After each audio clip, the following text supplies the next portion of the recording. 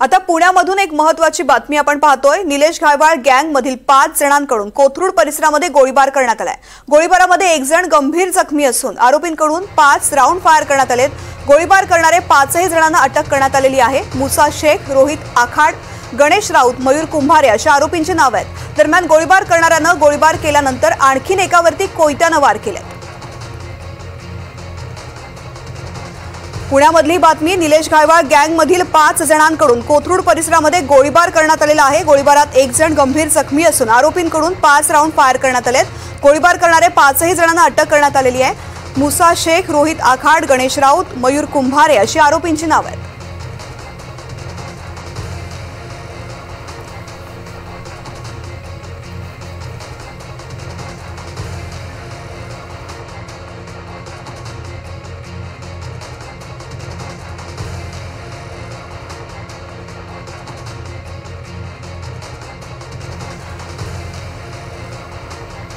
पुण्यातल्या या प्रकरणासंदर्भात अधिक माहिती देण्यासाठी माझे सहकारी रेवती हिंगवे पुण्यामधून आपल्यासोबत असणार आहे। तर यासोबतच आपल्यासोबत 2 महत्त्वाच्या व्यक्ती सुद्धा या चर्चेमध्ये सहभागी होणार आहेत। भानुप्रताप बर्गे सर, दहशतवाद विरोधी पथकाचे सहाय्यक पोलीस आयुक्त निवृत्त आहेत ते। सर, खूप खूप स्वागत आहे एनडीटीव्ही मराठीमध्ये। यासोबतच निवृत्त पोलीस आयुक्त सहाय्यक राजेंद्र भामरे सर सुद्धा एनडीटीव्ही मराठीच्या या चर्चेमध्ये सहभागी होणार आहेत। सुरुवातीला मी रेवतीकडे येते। रेवती, पुण्यामध्ये गेल्या काही वर्षांपासूनच म्हणावं लागेल सातत्याने या बातम्या येत असतात की पुण्यामध्ये गँगवॉर सुरू आहे, गोळीबाराच्या घटना घडतायत, कोयत्या गँगची दहशत आहे आणि पुन्हा आणखीन एक ही घटना घडलेली आहे। नेमकं काय घडलं त्यावेळी?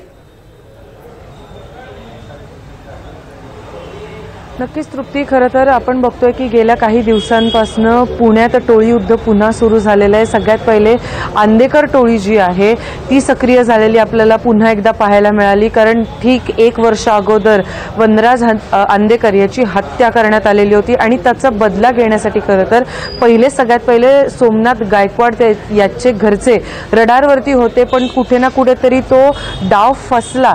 त्यामुळे जो आयुष कोमकर आहे वनराज आंदेकरच्या बहिणीचाच मुलगा, त्याची हत्या करून तो बदला घेण्यात आलेला होता। ठीक 1 वर्षानंतर म्हणजेच 5 सप्टेंबरला गणपती विसर्जनाच्या पूर्वसंध्येला ही सगळी घटना घडली आणि त्यानंतर आपण बघतोय की ही घटना ताजी असतानाच काल रात्री 1च्या सुमारास जे घायवाळ टोळीतले काही 4 ते 5 जण आहेत त्यांनी किरकोळ कारणावरून ते ग्रामीण भागातून कुठून तरी पार्टी करून येत होते अशी माहिती देखील आहे की त्यांनी मद्यप्राशन केलेलं होतं आणि त्यानंतर ते तिकडे आले आणि किरकोळ कारणावरून प्रकाश नावाचा जो इसम आहे तो मुठेश्वर चौकात थांबलेला होता, यूटर्न घेतलं आणि तिकडे त्यांच्या गाडीला क्रॉस झाला म्हणून मांडीवरती त्याची एक गोळी झाडण्यात आलेली होती आणि तिकडे तो जखमी झालाय। सध्या त्याच्यावरती एका खासगी रुग्णालयात खरं तर उपचार चालू आहेत आणि एवढं नसून लगेच 10 ते 15 मिनिटाच्या कालावधीमध्ये पुढे ते 4 जण गेले आणि एका सामान्य नागरिकावरती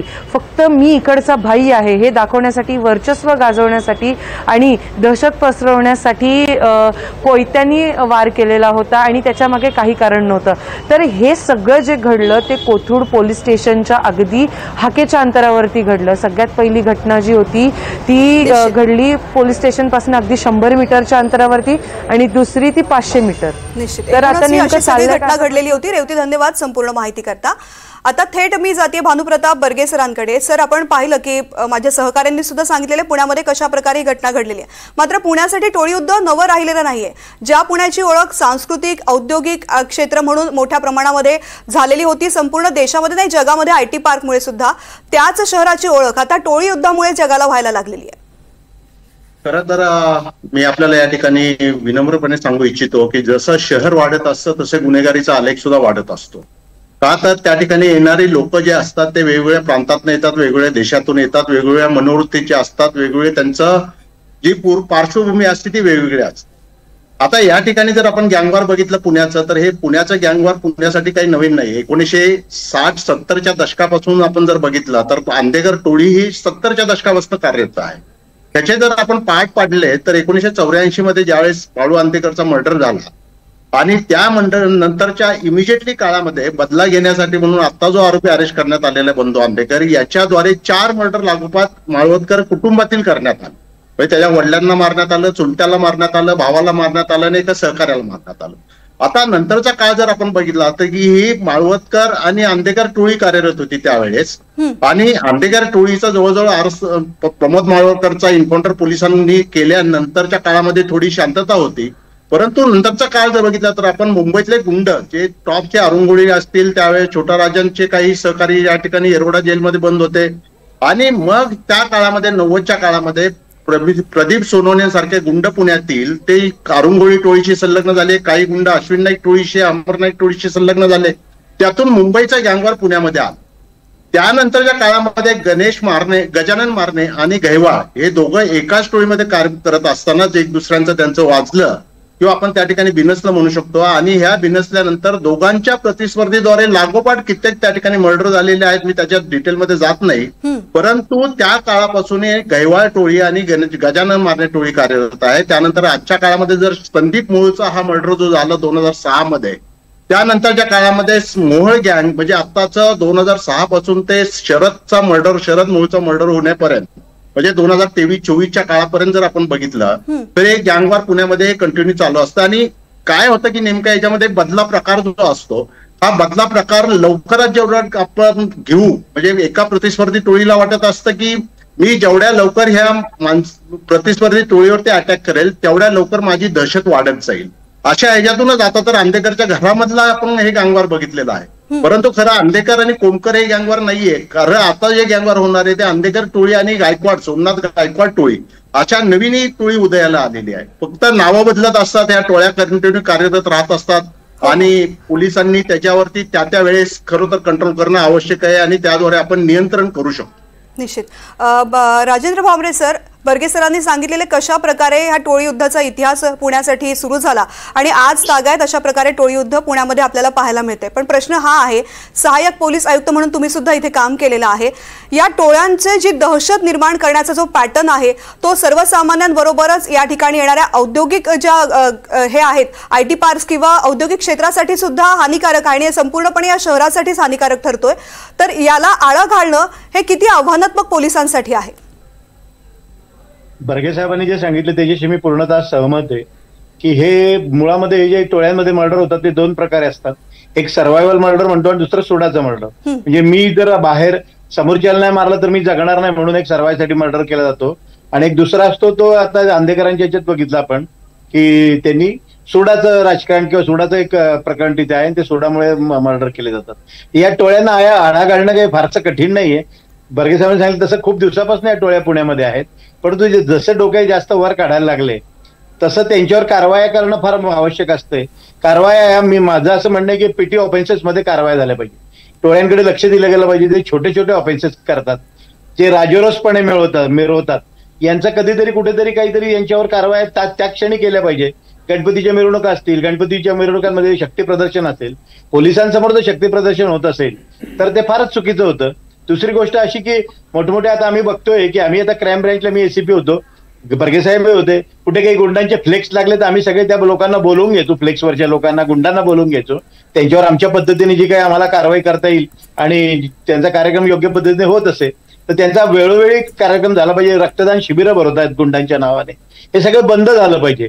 आणि याचं उदात्तीकरण होतं. आणि मग जे काठावरचे गुन्हेगार असतात, तरुण मुलं 16-17 वर्षाची, ती मुलं इकडच्या बाजूला येतात गुंडांच्या टोळ्यांच्या बाजूने, कारण सहज ज्याला चैनीचं एक जीवन जगण्याची एक शैली असते ती शैली यांना लगेच मिळते. मोटरसायकल मिळते, चांगले कपडे मिळतात, जीन्स पॅन्ट मिळतात, दारू प्यायला पैसे मिळतात, आणि पाठीमागे गुंडांचे लोक उभे राहतात. म्हणजे त्या टोळ्यांना जामीन करून घेणं, हे करणं, त्यासाठी तर यासाठी वेळेवर कारवाई करणं, पेटी ऑफेन्सेस, पेटी ऑफेन्सेसकडे लक्ष देणं. आता काही समजा 2 नंबर धंदे चाललेले असतील, मटका असेल, दारू असेल, गांजा असेल, त्यांच्या सगळ्या टोळ्या जर त्यांच्याकडनं पैसे घ्यायला लागले तर टोळ्या सशक्त व्हायला लागतात. म्हणून मुळात ते सगळे धंदेच बंद करणं आवश्यक आहे असं मला वाटतं. बर्गे सर, ज्या प्रकारे भांबरे सरांनी सांगितलेलं आहे, यांची जो इन्कम सोर्स आहे तोच बंद करायला हवा, म्हणजे बरोबर त्या पद्धतीनं या संपूर्ण टोळी युद्धाचं किंवा या ज्या गँग्स आहेत त्यांचा समूळ नायनाट होईल. मात्र एक पोलीस अधिकारी म्हणून प्रत्येक पोलीस अधिकारी आल्यानंतर या जे दहशत निर्माण करण्याचा प्रयत्न करणारे हे जे गुंड आहेत त्या गुंड प्रवृत्तीच्या लोकांना रोखण्यासाठी प्रयत्न केले जातात। ज्या प्रकारे काही पोलीस आल्यानंतर तिथे पोलीस परेड घेतली जाते आणि त्यानंतर या गुंडांची परेड घेऊन त्यांना समज सुद्धा दिली जाते। मात्र बऱ्याचदा असं होतं की त्या पोलिसांच्या दहशतीचा याच्यावरती काही फरक पडत नाही आणि गुंड प्रवृत्तीचे लोक काही आपल्या हल्ला किंवा आपली दहशत निर्माण करण्याची जी वृत्ती आहे ती थांबवत नाहीत। एकूणच काय नेमक्या अडचणी येतात यांचे इन्कम सोर्स बंद करण्यासाठी किंवा यांच्यासाठी काही राजकीय वरदहस्त असतो म्हणून काही पोलिसांना अडचणी येतात का?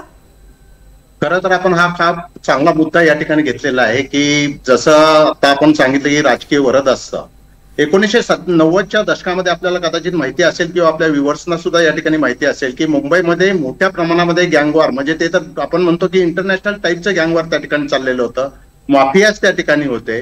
परंतु ज्यावेळेस शासनाने ठरवलं किंवा सत्ताधारी त्या ठिकाणी जे होते म्हणजे मुख्यमंत्री असतील गृहमंत्री असतील त्यांनी ज्यावेळेस ठरवलं त्यावेळेस हे मुंबईचं अक्षरशः दाऊद पासून सगळ्यांची पळापळ झालेली आहे, छोटा राजांपासून सगळे अरेस्ट झालेले आहेत आणि नंतरच्या 90 दशकामध्ये जे साधं तुम्ही एखादा फंक्शन घरामध्ये करू शकत नव्हता ते पूर्णपणे त्यावेळेस आटोक्यात आणण्यात आलेलं आहे। कायदा तोच आहे, मोका कायदा त्याच वेळेस राबवण्यात आला, एन्काउंटर्स त्याच वेळेस करण्यात आले, बाकीच्या कायदेशीर कारवाई त्याच वेळेस करण्यात आल्या। ज्यावेळेस ही राजकीय इच्छाशक्ती पूर्णपणे पोलिसांच्या पाठीमागे असेल तर मला वाटत नाही की कुठलेही गँगस्टर त्या ठिकाणी नव्याने निर्माण होतील की आहे ते कुठलाही उपद्रव करतील किंवा उपद्रव करतील।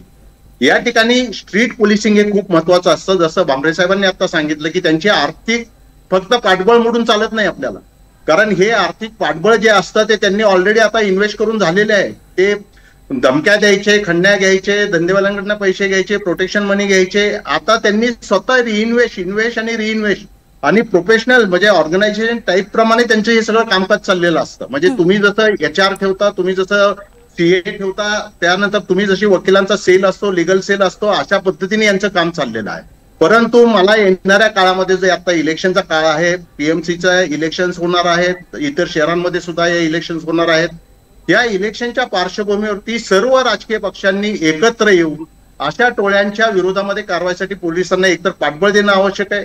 दुसरा मुद्दा की आमच्याकडे आपण जसं सांगितलं की आयुक्त येत असतात, नंतर त्यांची लिडरशिप ही प्रत्येक आयुक्ताची किंवा प्रत्येकाची काम करण्याची पद्धत वेगळी असते। त्या पद्धतीमुळे काय होतं की त्याच्यामुळे की अगोदरचे जे कंटिन्युएशन मध्ये काय कारवाई चालवली असतील त्याला नव्याने दुसरं काहीतरी रूप दिलं जातं किंवा त्या ठिकाणी नव्याने कारवाई सुरू होतात। या ठिकाणी मला नम्रपणे नमूद म्हणजे मुद्दामून सांगावं असं वाटतं की जसं एक राज्यासाठी पूर्ण राज्यासाठी एक अशा प्रकारच्या गुन्हेगारांच्या विरुद्ध कारवाई करताना एक SOP बनवणं मला वाटतं आवश्यक आहे।